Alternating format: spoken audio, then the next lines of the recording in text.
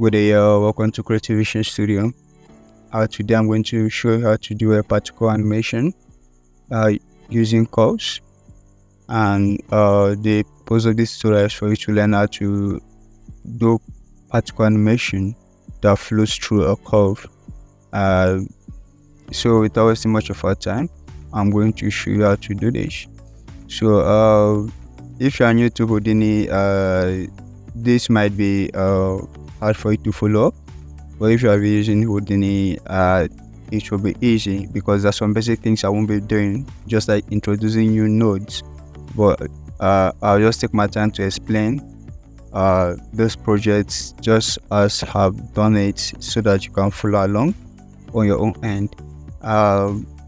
Okay, but if you're new, the best way to add a node is just to right click, then you see a list of other things. Then you just have to type draw curve, then you will see it, the node right here. That is the node we used. So every other node you can bring them in like that in the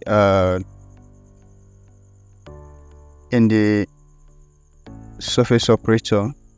So I'll bring this curve. Let me click on it.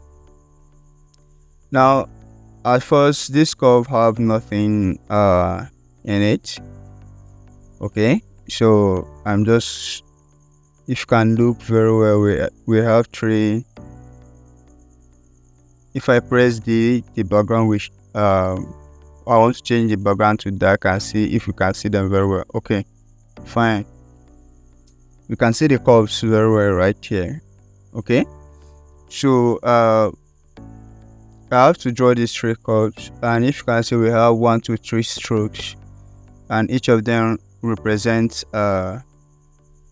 each of these stroke or curves I drew here. So when you bring in this node, you just have to go to curves and do every other setting you have to do. But I have to set the projection to ZX plane, so it's facing upward, the direction. Then I have to set this to send rays. Okay, so if you press this option right here, it will bring things that will enable you to start, drawing curves on your grid, on this grid here. So that one, I don't think we have any problem with it right here. So I'm just going to continue. We are going to add a resample to this, just to make sure that we have a nice curves flowing. Just make sure we have nice curves flowing. We need more points to straighten out this. Now, and also for the sake of what we want to do, we need points to begin the particle animation. And I've added curves to this, and the only setting is just to set it to 42. Click this, check this maximum segment, and set it to 42, and you have all this one line up on these strokes we just drew. So the next node to add is orient along curves. Now this will help create a normal that will help our particle flow alongside these curves very much. And as you can see, we have the N attribute and we have this up attribute. So you have to set this to curve normal. So that's what you're going to do. So if you look down, there's extra nodes. I'll be explaining that in the part 2 of this tutorial, but for now we are going to focus on the first step, because there are many ways to make particles follow through curve. So this is the first step I'm going to show you, and you just have to make this set this out. So and name it, adding a null and name it out curves. So the next step is to create spheres is to create a sphere and make sure that, okay, sorry for that. Is to create a sphere and make sure that your sphere is the center of these curves. Okay, as you can see, they are coming from the direction of the sphere. Then you have to connect it to a dope network. Okay, so this is popnet. A dope network is usually empty, so you just have to choose what to bring in into your dynamic operator. So but this is dopnet, meaning particle operator network. So first we have to set the particle source, which is from the first context geometry, the one we imputed.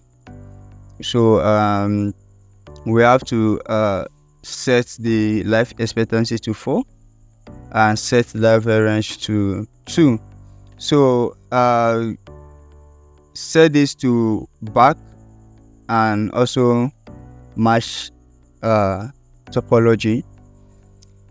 So the next thing to do is to add a pop wind and set the pop wind to 2 at the X and set it to 0.1 at the Z. First, basically, I have to add the pop source, pop object, the image, and the pop solver. Okay, then you start adding these 3 extra things to visualize what you're doing. Okay, so now I have to add pop drag and set the air resistance to 1.64, and to further manipulate this to get what we want and to make this particle flow towards the curves, then we have to add pop verb. Okay, so if I should disable the pop verb, we're just having particles emitting. Now when we enter the pop verb, it's very simple and easy to guess what we did here. The first thing I did at this position is to add a mini position and mix it. Bring in this mix node, and I calculated from the normal position and the minimum position and create the mix node to mix them together. Then I send this to the output position. So the next thing I did is come to the second output and create xyz distance and also create a primitive attribute. Okay, after creating the primitive attribute, I added a multi-constant node, and I have to drive this from the velocity of our curve and add it to this distance we have calculated right here. Then we send it to the velocity output of this geometry. So this will help us in driving the particle alongside that calculated distance. So let's go back. Now if we should go back and I should zoom out, then let's play this and see.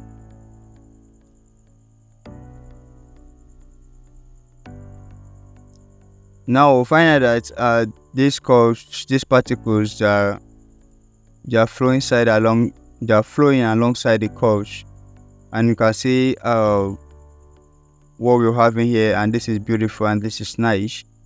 Okay, so if I should expand this,